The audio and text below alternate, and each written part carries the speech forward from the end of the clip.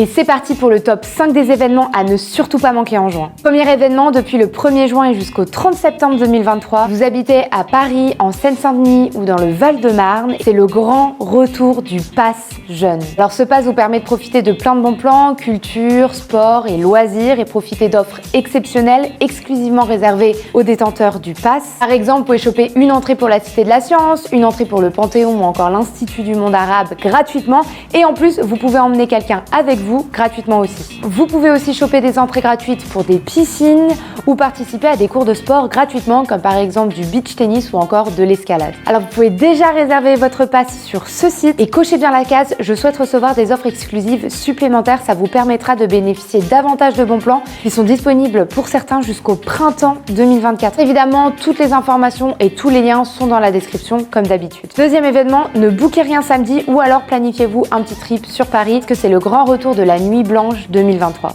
Alors c'est un événement qui célèbre l'art contemporain dans toute la capitale, donc à Paris et en Ile-de-France. Vous pouvez par exemple visiter gratuitement le musée du Quai Branly, participer à des jeux et guinguettes en plein air ou encore participer à un concert de musique classique au Jardin des Archives. Alors ce sont des exemples d'événements uniques et gratuits à ne pas manquer ce week-end à Paris. Et d'ailleurs, si vous êtes sur l'île ou proche de l'île, vous pouvez aussi réserver une journée culturelle puisque le musée de l'histoire naturelle sera gratuit samedi 3 et dimanche 4 juin, donc profitez-en. Troisième événement qu'on attend tous et avec impatience puisqu'il promet d'être exaltant, c'est l'Apple Worldwide Developer Conference, plus communément appelée le WWDC. Elle aura lieu lundi à partir de 19h heure française. Voici le récap de quelques rumeurs, de quelques attentes qu'on a. Déjà, on pourrait parler de la prochaine mise à jour d'iOS 17 qui nous permettrait de télécharger des applications qui ne font pas partie de l'Apple Store. En fait, Apple n'a pas vraiment le choix de suivre la nouvelle réglementation européenne et du coup d'accepter ce qu'on appelle le slide loading. Sinon, la nouvelle mise à jour pourrait aussi permettre d'améliorer l'écran de verrouillage avec Smart Display et d'apporter de nouveautés aux applications phares, journal, santé ou encore portefeuille par exemple. Cette conférence devrait aussi présenter au monde l'Apple Reality Pro. C'est leur casque de réalité virtuelle mixte mélangeant la réalité augmentée et la réalité virtuelle. Alors pour ces caractéristiques, on parle entre autres d'un casque confortable, léger, d'écran micro OLED 4K, une douzaine de caméras pour capturer les expressions faciales, les mouvements du corps ou encore cartographier l'environnement. Alors il serait proposé à 3 000 $,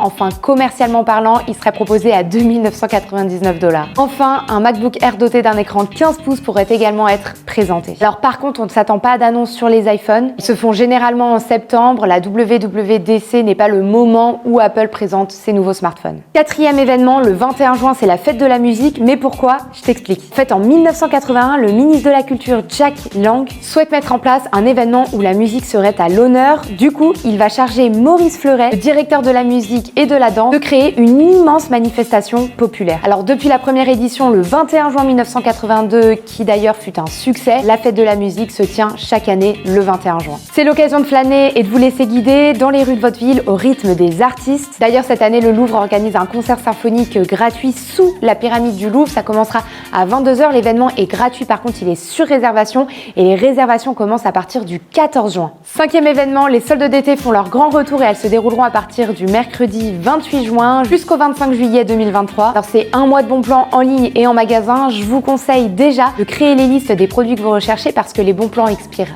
rapidement. Sinon, en ce moment, tu peux choper ce bureau électrique assis debout pour 186 €. Ça fait partie de l'un des meilleurs bons plans de la semaine. Pour découvrir les 4 autres meilleurs bons plans de la semaine, ça se passe dans cette vidéo ou cette vidéo.